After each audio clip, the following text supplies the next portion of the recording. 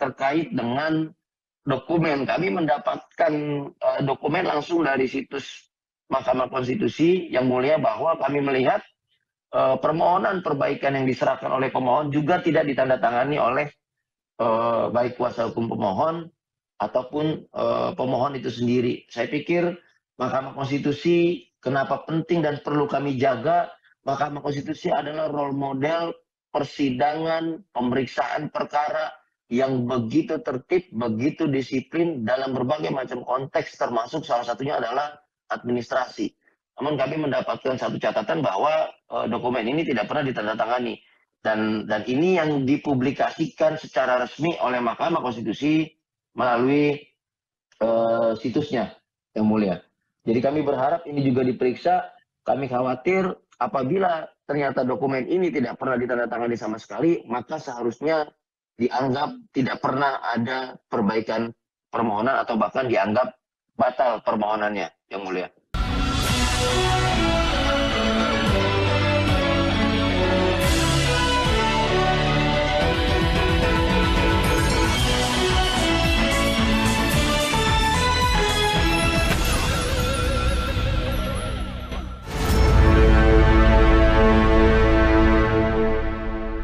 Assalamualaikum warahmatullahi wabarakatuh. Kembali berjumpa dengan saya, Herzl Bonarif dari Forum News Network. Sidang hari ketiga Majelis Kehormatan Mahkamah Konstitusi kian membuka banyaknya kebobrokan lembaga tinggi negara. Pusat Bantuan Hukum Indonesia atau PBHI, salah satu pelapor yang hari ini membacakan dalilnya, itu membongkar fakta yang cukup mengejutkan. Ternyata perbaikan permohonan judicial review oleh seorang mahasiswa asal Solo yang bernama Almas Sakibiru dan kemudian menjadi dasar dikabulkannya gugatan itu tidak ditandatangani oleh pemohon maupun oleh kuasa hukum pemohon. Yang lebih mengejutkan lagi adalah temuan PBHI bahwa dalam gugatan tersebut, termasuk dalam perbaikan permohonan, tidak ditemukan klausa yang kemudian menjadi bunyi dari amar putusan, yakni berusia 40 tahun atau pernah dan sedang menduduki jabatan yang dipilih melalui pemilihan umum termasuk pemilihan kepala daerah. Yang dugaan pelanggaran kode etik dan perilaku hakim konstitusi, yang mulia, izin kami lanjutkan.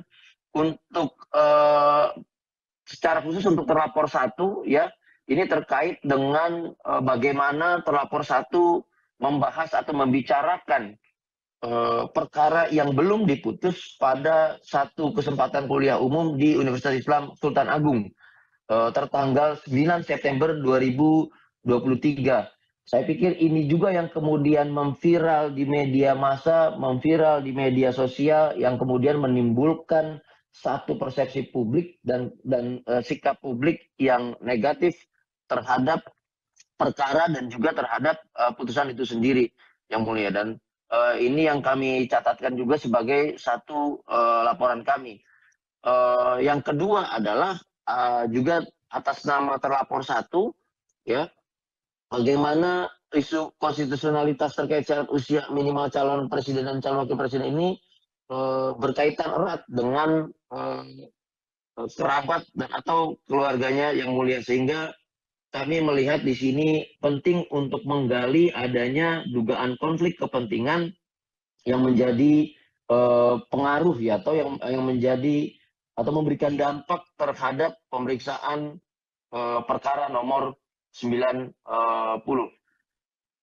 Selanjutnya, yang mulia, ini kami ajukan terhadap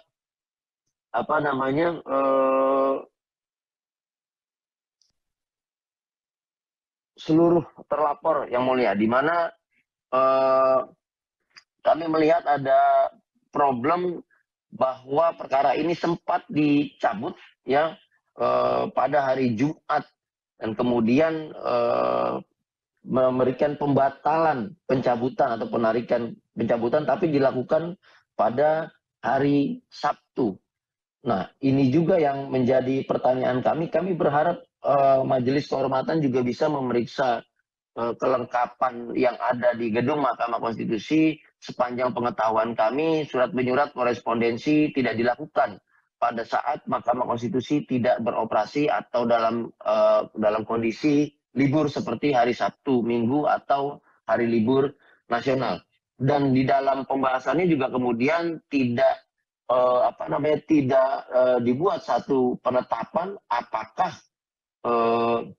ini sungguh-sungguh dikabulkan pembatalannya atau penarikannya atau seperti apa.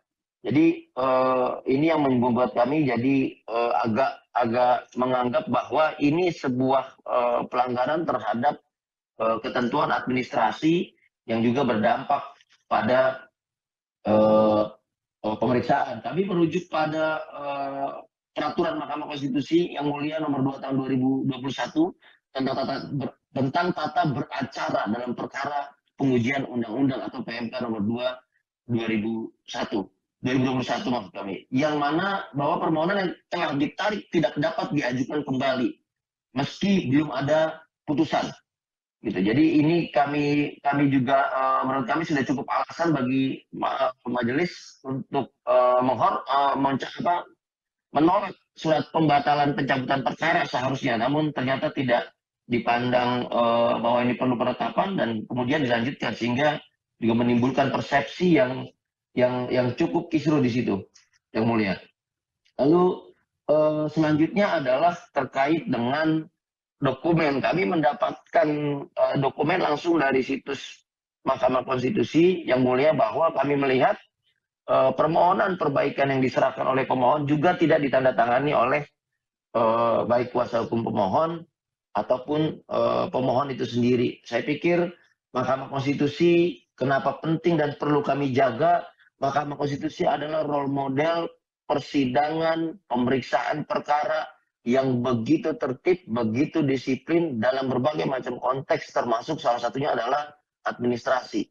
Namun kami mendapatkan satu catatan bahwa dokumen ini tidak pernah ditandatangani. Dan ini yang dipublikasikan secara resmi oleh Mahkamah Konstitusi melalui situsnya, Yang Mulia. Jadi kami berharap ini juga diperiksa. Kami khawatir apabila ternyata dokumen ini tidak pernah ditandatangani sama sekali, maka seharusnya dianggap tidak pernah ada perbaikan permohonan atau bahkan dianggap batal permohonannya, Yang Mulia. Lalu yang selanjutnya adalah Yang Mulia, untuk terlapor 1 sampai dengan terlapor 5, ini yang coba nanti kami kuatkan juga dengan pendapat ahli kaitannya dengan penambahan klausa dalam amar putusan yang kami tidak temukan ada di dalam permohonan, ada di dalam perbaikan permohonan, dan juga di bagian petitum pada khususnya kami tidak temukan itu, di mana ada penambahan klausa yang awalnya diajukan untuk dimaknai berusia paling rendah 40 tahun atau pernah menjadi kepala daerah, kemudian atau berpengalaman sebagai kepala daerah baik di tingkat provinsi maupun kabupaten kota, secara tekstual seperti itu. Namun kemudian dikabulkan di dalam amar putusannya adalah dengan menambah klausa atau pernah sedang menduduki jabatan yang dipilih melalui pemilihan umum termasuk pemilihan kepala daerah.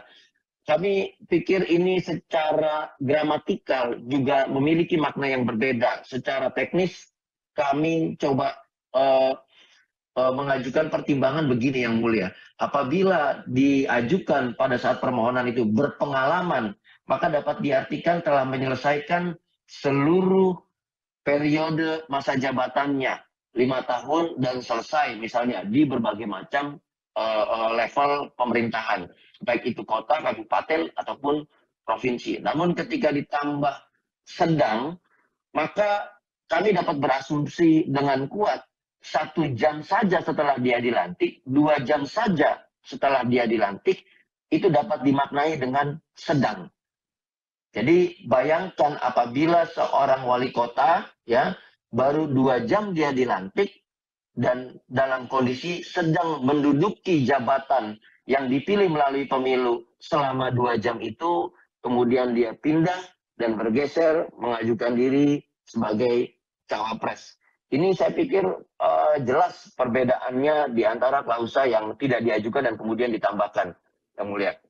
Jadi tentu berdampak pada pemaknaan yang kami harapkan juga dapat diperdetil melalui peraturan KPU nanti.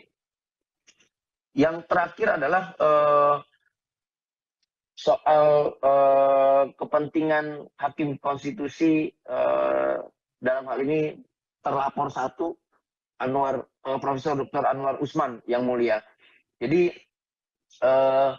kami menyatakan juga dengan tegas bahwa satu Indonesia, saya pikir sudah tahu bahwa Yang Mulia Anwar Usman sebagai Ketua Mahkamah Konstitusi dan juga sebagai Hakim Konstitusi yang memeriksa perkara itu memiliki konflik kepentingan karena merupakan adik ipar dari Presiden Joko Widodo dan juga Gibran Rakabuming yang namanya jelas disebut sebagai legal standing atau kedudukan hukum dari si pemohon perkara 90 itu sendiri.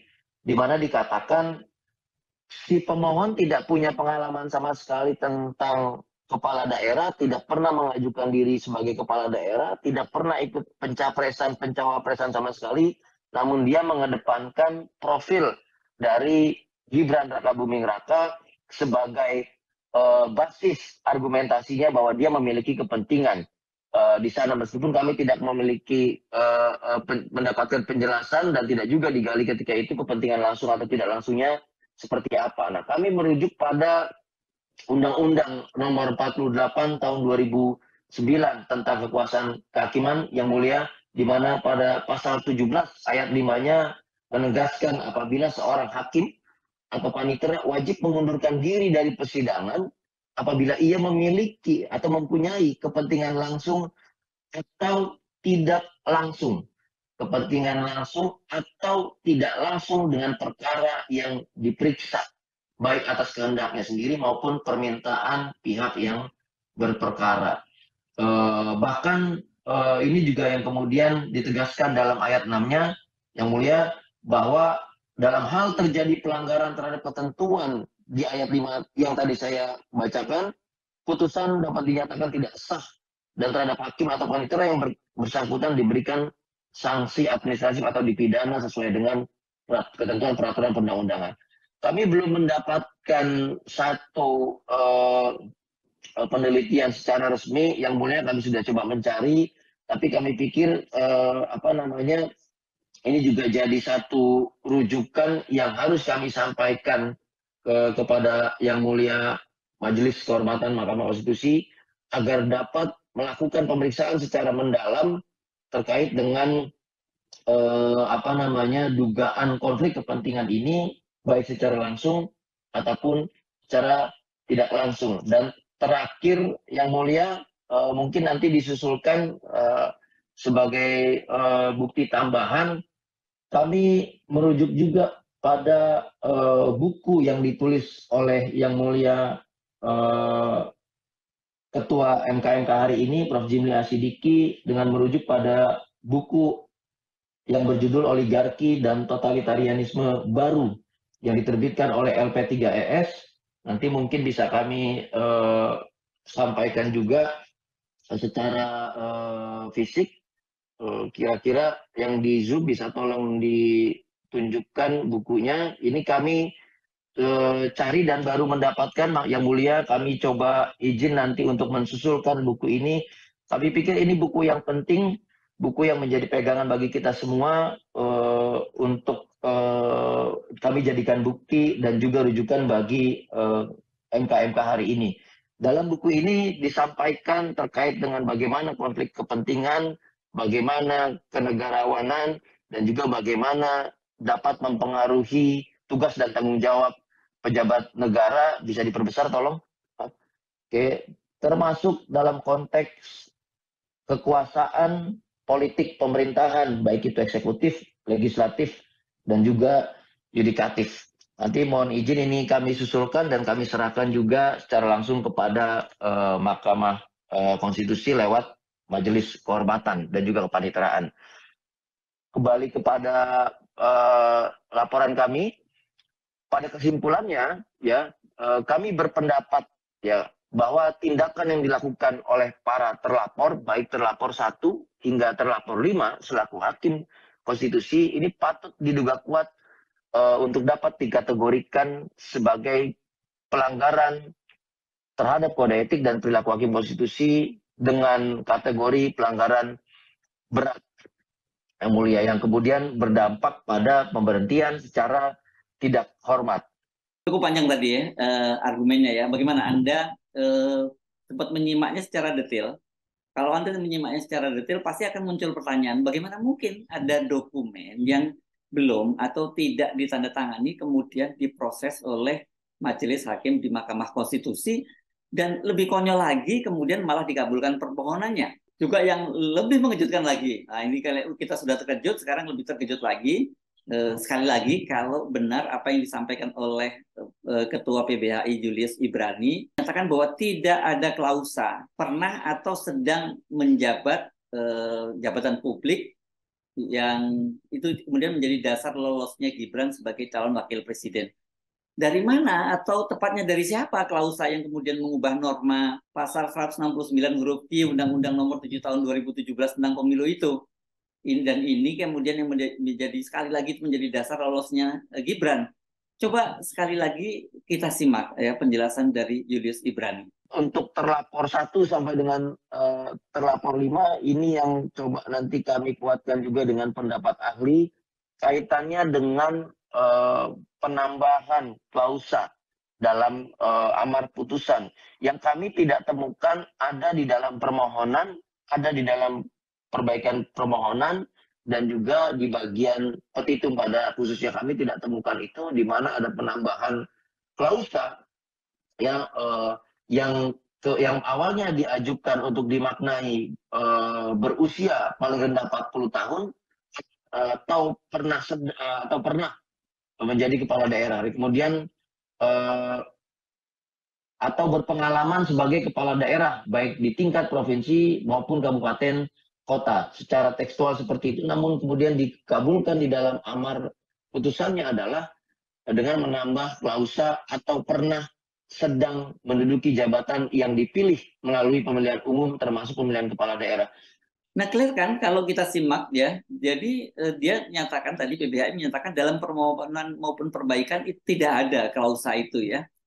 Kalau yang didalilkan oleh PBHI ini benar, maka akan semakin banyak terbongkar nih fakta kebobrokan di balik putusan 90 Mahkamah Konstitusi yang meloloskan Gibran Rakabuming Raka, putra Presiden Jokowi, sebagai calon wakil presiden. Kalau benar ya seperti itu, pantaslah dan kita nggak perlu kaget kalau kemudian Hakim Mahkamah Konstitusi Arief Hidayat ya menyarankan agar semua hakim di Mahkamah Konstitusi, termasuk dia sendiri, itu diganti. Dia menyebutnya pada waktu itu dengan istilah di reshuffle. Saya nggak ngerti mesti ngomong apa lagi. Saya Hersbun Arif dari Forum News Network. Sampai jumpa lagi. Wassalamualaikum warahmatullahi wabarakatuh.